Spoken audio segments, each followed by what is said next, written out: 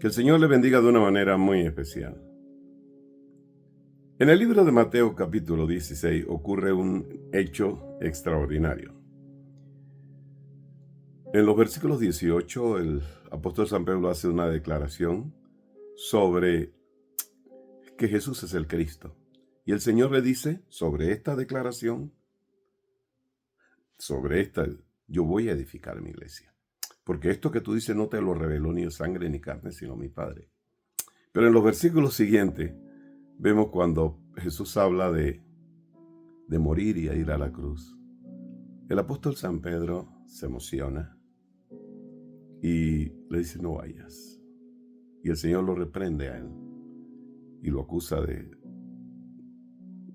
de ser un opositor al Evangelio. Es extraño, ¿no? Eso nos indica lo que es el hombre. Los hombres somos como la ola del mar. Vamos y venimos. Hay veces hablamos lo que sentimos y realmente no lo que pensamos, sino lo que sentimos, incluso con nuestro orgullo. Y lo vemos con el apóstol San Pedro. Era un hombre con mucho defecto, negó al Señor más adelante. El Señor lo restituyó y le dice, Pedro, apacienta mis ovejas, apacienta mi cordero. El Señor le manda eso. Y muchos dicen que lo estaba poniendo como jefe de la iglesia. No, le estaba dando a él la comisión del Evangelio a los judíos. Gálatas capítulo 2, verso 7 lo explica claramente el apóstol San Pablo, cuando él dice que cuando fui donde los apóstoles y me encontré con los que tenían reputación, y habla de Santiago primero, porque era el líder de la iglesia, habla de Pedro y habla de Juan, que ellos le dieron la mano y nada nuevo le enseñaron, pero como vieron que a mí, dice Pablo, se me dio el ministerio de la incircuncisión, o sea, de los gentiles, como a Pedro el de la circuncisión, es decir, de los judíos, no me dijeron nada. Es una cosa bien sencilla. Entonces, el Señor le habla a Pedro de esa manera, pero el Señor no le está hablando a Pedro solamente de eso, le está hablando de, cuando le decía, me amas, le estaba diciendo, Pedro, ¿me amas? Y él le dijo, sí, yo te amo, dice, apacienta mis ovejas. Pedro, apacienta mi cordero, cuando se lo dijo por tercera vez. Si nos vamos a la traducción del griego, tenemos que entender que el Señor le estaba hablando de me agape. O sea, me amas con un amor desprendido. Y Pedro al final dijo, yo te amo como hermano, tengo un amor grande por ti, pero no un amor tan grande como debía tenerlo, porque era hombre. Y cuando hablo del orgullo, hablo de lo siguiente. El apóstol San Pedro se encontró en una ocasión orando, y el Señor le mostró los animales y el Señor le dijo, mata y come, porque él era judío y él no se quería mezclar con los gentiles.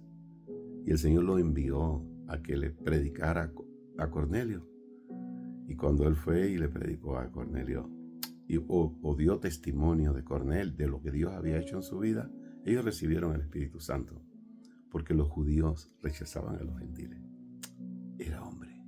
Y habían pasado 9 años. Cuando ocurrió esto, habían pasado 9 años de la experiencia que había tenido Pedro con el Señor.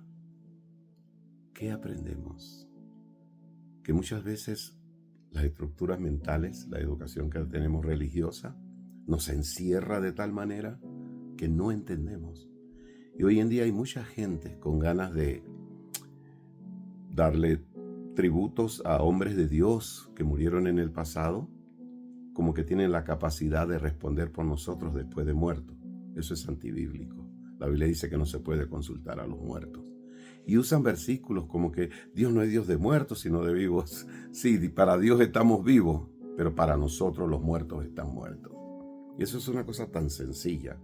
Para mí, que nunca fui religioso, es fácil entenderlo, pero para los religiosos no. Y estamos en esa confusión de sentimientos, orgullos religiosos, estructuras mentales. Cuando digo estructuras mentales, son que te formaron así de niño. Te enseñaron que tú tienes que hacer tal cosa y tienes que hacerla porque es así. Por ejemplo, te tienes que bautizar para ser salvo. Eso no es bíblico. Eso fue una ordenanza, pero no un mandamiento. Y el apóstol San Pablo lo dijo en 1 Corintios 1:17. El Señor no me mandó a mí a bautizar, sino a predicar el Evangelio. Y con poder y autoridad, no con palabritas, como predican hoy en día las personas. Entonces nos encontramos en esa encrucijada hoy. ¿Y quién está detrás de eso? Satanás.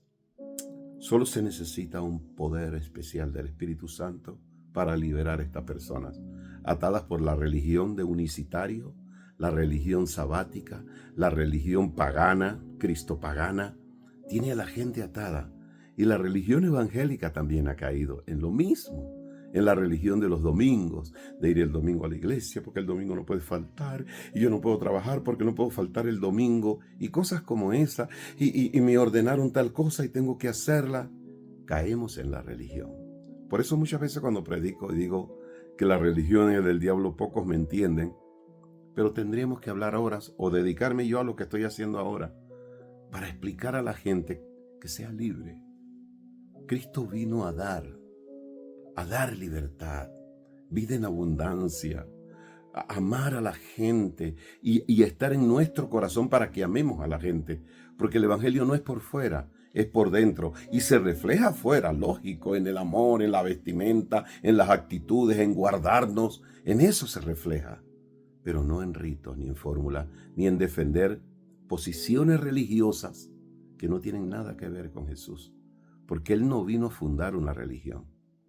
Él vino a levantar una iglesia que no tiene forma ni color, solo su esencia. ¿Por qué? Porque Él quiere estar en nosotros. Dice, de tu interior correrán ríos de agua viva. La Biblia dice, y el amor de Dios ha sido derramado en nuestros corazones por medio del Espíritu Santo que nos ha sido dado. Así dice la Escritura. Cristo no vino a formar jerarquías, que los apóstoles son más que el otro, que el evangelista o que el obispo y que el otro está sobre otro. No, Él dijo que el mayor serviría al menor. Pero hoy en día es al revés en todos los tipos de religiones.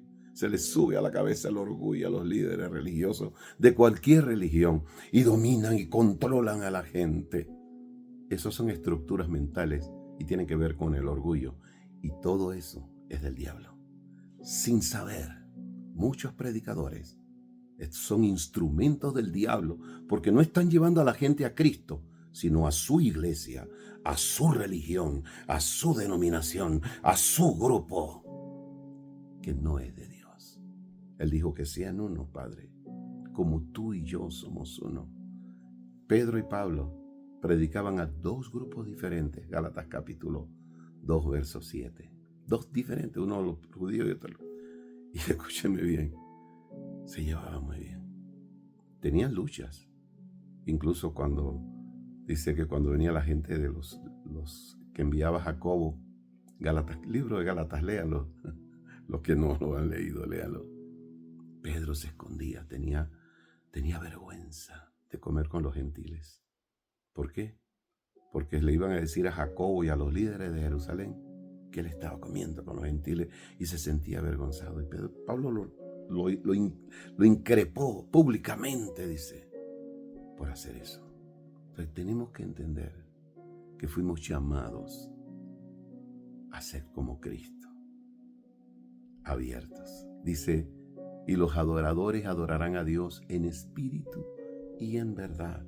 No en este monte ni en Jerusalén, no en Roma, no en el templo los domingos, no, en cualquier lugar. Y aquí estoy en mi recámara hablando del evangelio a través de un monitor, es lo que estoy haciendo. Y quiero decirte que es de parte de Dios, con todo mi corazón. Abre tu corazón a Cristo, abre tu mente, porque así como piensas, así vas a actuar. Dice la Escritura que tenemos que aprender a pensar no más de lo que está escrito. Y quiero aclarar algo para los predicadores que hablan mucho de los evangelios. Los evangelios no son libros de doctrina. No. Son libros biográficos. Es la biografía sobre Jesús. Y hay muchos datos que son ambiguos. Entonces hay que ir a las cartas paulinas para poder entender nosotros los gentiles lo que era el evangelio para nosotros. E ir a las cartas judeo-cristianas como Santiago, como Hebreos, como Primera de Pedro, Segunda de Pedro, Primera de Juan, Segunda de Juan, para poder entender a la tendencia judía, porque eran cristianos que traían un fundamento religioso judío. Nosotros no. Y hoy en día hay cristianos que se quieren hacer judíos. Cristo no nos llamó a judaístas. Y eso está en Gálatas muy claro. Y lo peor de todo es que tiene que ser intelectual hoy en día y saber hebreo para poder entender, porque han hecho un comercio hoy en día con libros para entender la Biblia. Y no.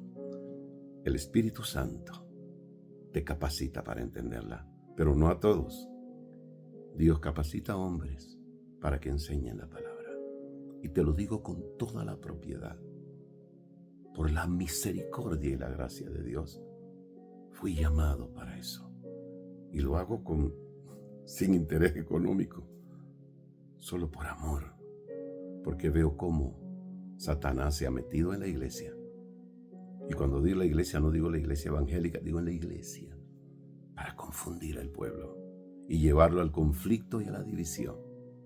Y no podamos hacer la obra que Dios realmente nos llamó. Alcanzar el mundo para Cristo. Enseñarle al mundo que hay un Cristo que nos ama y que ese amor está en nosotros.